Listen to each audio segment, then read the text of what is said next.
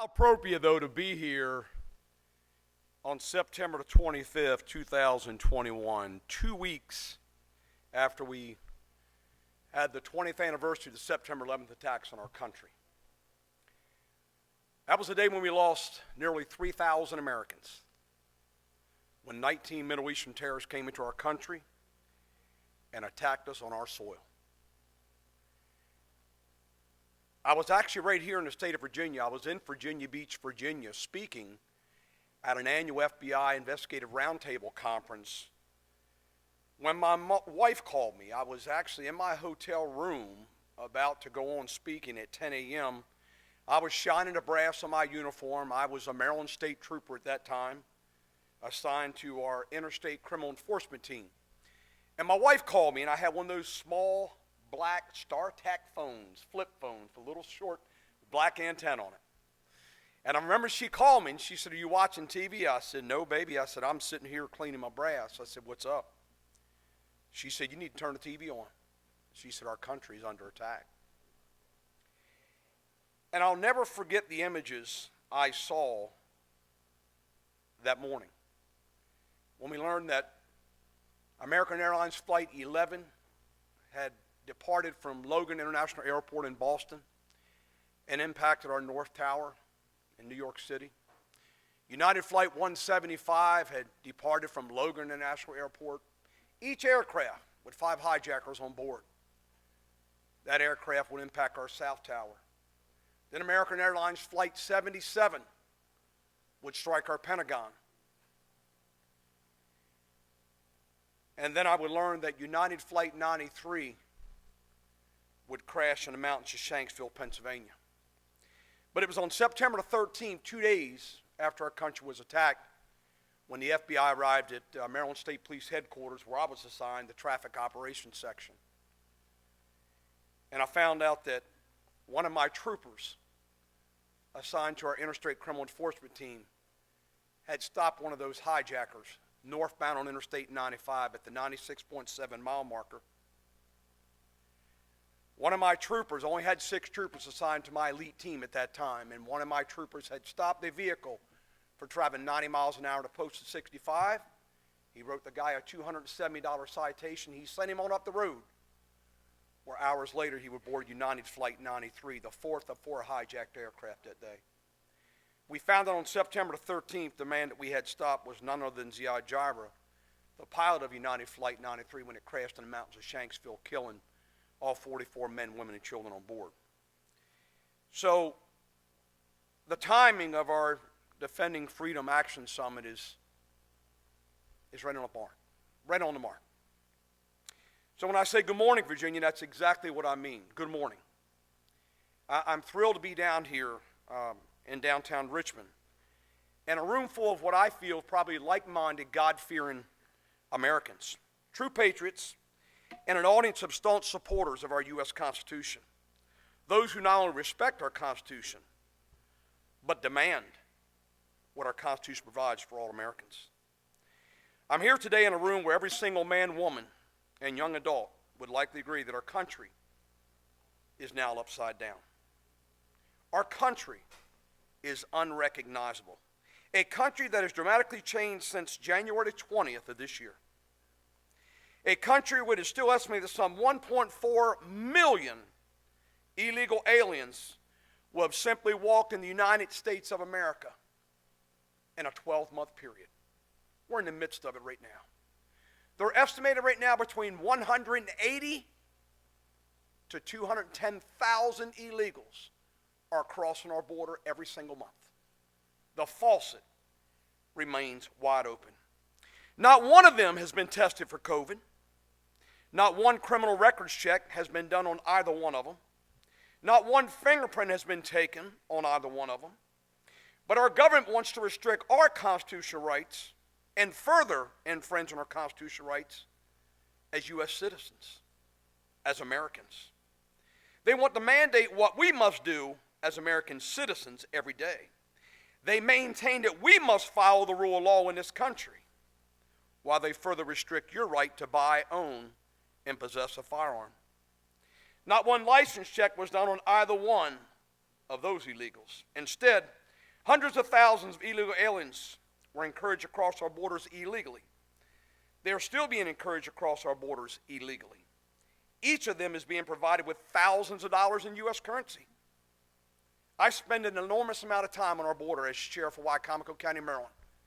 I'm at the border all the time in Texas, in Arizona. And I can tell you between April the 1st and April the 13th, while I was down there earlier this year, between April the 1st and April the 13th, 76,000 illegal aliens were apprehended. And we estimate we only captured approximately 7% of those who actually crossed into our country. 76,000 in a 13-day period. They're being placed on buses, planes, and they're headed and transported deep into the United States. And in many cases, they are being brought right here to the state of Virginia and to the state of Maryland. But our government wants to further restrict your right to buy, own, and possess a firearm. Remember, no license checks, no criminal checks, no wanted checks, no COVID checks, no nothing on nearly 200,000 in our country every single month. Last year's election has forever altered our country. This is no accident. This is by design. It's an attempt to dilute and further erode our rule of law in this country. It's done to change the voting landscape of our country.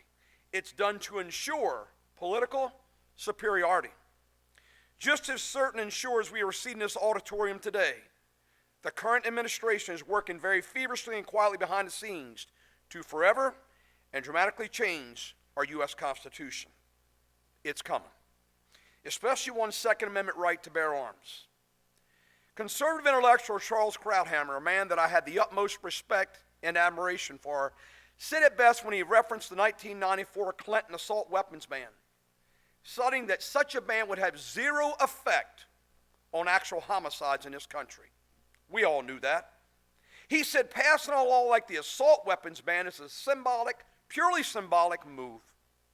Its only real justification is not to reduce crime, but to desensitize the public to the regulation of weapons and preparation of their ultimate confiscation. De-escalation begins with a change in your mentality. And that change in mentality starts with a symbolic yielding of certain types of weapons. The real steps, like the banning of handguns, will never occur unless this one is taken first. The will of man is not shattered, but softened, bent, and guided. Men are seldom forced to act by it, but they are constantly restrained from acting. Such a power does not destroy, but it prevents existence. It does not tyrannize, but it compresses, enervates, extinguishes, and stupefies a people, till each nation is reduced to nothing better than a flock of timid and industrious animals, of which our government is the shepherd. You know, folks, I'm no legal scholar. I'm no lawyer. I'm a cop. I'm an elected sheriff by the people, for the people. My job is to work within the parameters of our U.S. Constitution. And I've done that for the last 15 years. I've served as sheriff of Wicomico County, Maryland. That after serving 22 years as a Maryland State Trooper. My job is not to interpret our U.S. Constitution. Our Constitution is not up for interpretation, period. It says what it says. If I've learned nothing else in 37 years of law enforcement, I have learned this. It doesn't matter how many new gun laws we pass in this country, criminals will continue to rob, murder, rape, and terrorize our country, our communities, our cities with illegally obtained firearms. And usually they do so with guns stolen from the homes of hardworking Americans. They aren't going to the gun store to buy weapons. They aren't subjected to background checks like you and me, like law-abiding citizens. Because of the lack of criminal accountability in this country today, emboldened criminals will continue to circumvent the system in illegally obtaining firearms and committing crimes against an innocent society, against our law-abiding citizens. Just look around this country today. Violent crime has skyrocketed. It has risen in every major American city, including Richmond, Virginia, where I stand today. And this comes after decades of falling violent crime. Police departments are in crisis right now. Many struggling under recent bail reform laws where violent criminals are set free immediately, presumed innocent after their initial arraignment on violent felony charges. Police officers are demoralized right now across this country. I don't care where I go. More than 5,300 NYPD police officers retired or put their papers in to leave prematurely in 2020 alone. That was a 75% increase over the previous year. And just up the road in Philadelphia, they're struggling with a shortage of recruits and a similar surge in early retirements. People don't want to be police officers anymore. In the Wicomico County Sheriff's Office, where I've served as sheriff for the past 15 years, I, myself, have seen unprecedented retirements within my own agency. I've seen early departures, and I've seen damn good cops simply say, "I'm done, boss. I can't do this anymore." And that was said to me on April the 25th of this year when we had a young police officer beaten to death. Beaten to death. I was on the scene of this case in Sussex County, Delaware. It occurred in Delmar, a little small town that borders Delaware and Maryland. 4 of my deputies responded to this call because they couldn't raise this Delmar police officer on the Delaware side. My deputies go up into Delaware and find this police officer lying in a heap on a living room floor with his brains bashed in. With his brains bashed in. There are many, many issues today which are of great concern to all Americans, regardless of your political affiliation, quite frankly. But none is more important today than one's Second Amendment right to keep and bear arms. This year will mark the 246th anniversary of the events of April 19, 1775. And it was on that bloody and sacred day in American history our patriot forefathers fought and stood up bravely and valiantly for the rights to keep and bear arms in the face of invading British oppression in Lexington and in Concord. And here we are 246 years later. Last year in 2020, Americans bought over 21 million guns in this country, more than in any other single year in the past 2 decades. That figure is up from 13.9 million in 2019 alone. Gun sales across the United States first jumped in the spring, driven by fears about the coronavirus, the pandemic, and spiked even higher in the summer during massive civil unrest across this country. The increase in gun sales appears to be primarily driven by more purchases of handguns, though Americans are also buying more rifles and other long guns. Fears about lawlessness and government instability, encroachment, and infringement have driven many people to purchase their first firearms ever. I want you to know that according to data from the National Instant Criminal Background Check System, 21 million background checks related to the sale of a firearm were conducted in 2020. That's a 60% increase over the previous year. And here's a very important statistic. Gun sales surged particularly among African Americans and first-time gun buyers after providing free educational resources and tips on firearm safety and responsible storage for all new gun owners. I personally guided several first-time gun buyers in Wicomico County, Maryland. I've personally gone to their homes. I've tutored them how to properly handle, load, acquire, target, and discharge a firearm. It remains one of the many highlights during my tenure as sheriff to see the excitement of so many people in the first weeks of new gun ownership as Americans arming themselves, protect themselves, protect their families. This is very important to me, folks. The Second Amendment of our United States Constitution was created to protect law-abiding citizens and lawful gun owners. But guess what? There's little inventory. There are few guns to buy. They can't manufacture them fast enough. There's little ammunition to buy. They can't produce ammunition fast enough. To this day, there continue to be lines at gun counters with empty shelves. Why is this? Why are we seeing this? I'll tell you why. It's called encroachment. It's called infringement. It's because of the slow encroachment of your rights as an American. It's because of the slow infringement of your rights as an American. People are scared with skyrocketing crime rates and the government's overreach in our daily lives. In March of 2013, as president of the Maryland Sheriff's Association, I testified in opposition of then Governor Martin O'Malley's proposed Firearm Safety Act. Before I testified, I listened as a small handful of supporters testified before the Maryland House. I listened as 2 seasoned law enforcement veterans testified in support of stricter firearms legislation, citing that our communities would be safer, law enforcement officer deaths would be reduced, And such legislation, if passed, would dramatically reduce gun violence in the state of Maryland. Both of these law enforcement chiefs were political appointees, not elected sheriffs by their people. They were doing what they were told to do.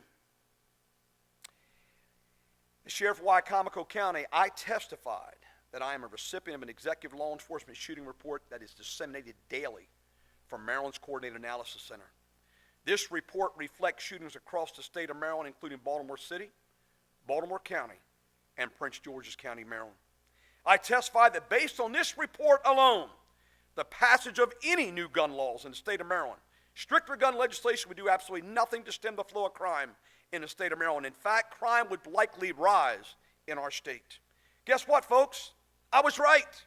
The passage of Firearms Safety Act of 2013 in the state of Maryland did exactly that.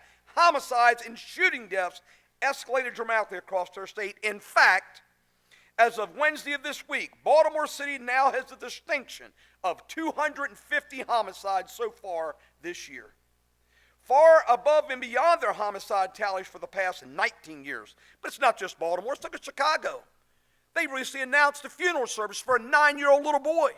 A boy shot multiple times by gangbangers in an alley of Chicago in an apparent retaliation hit that investigators believe was connected to the boy's father, another gangbanger in the Chicago area.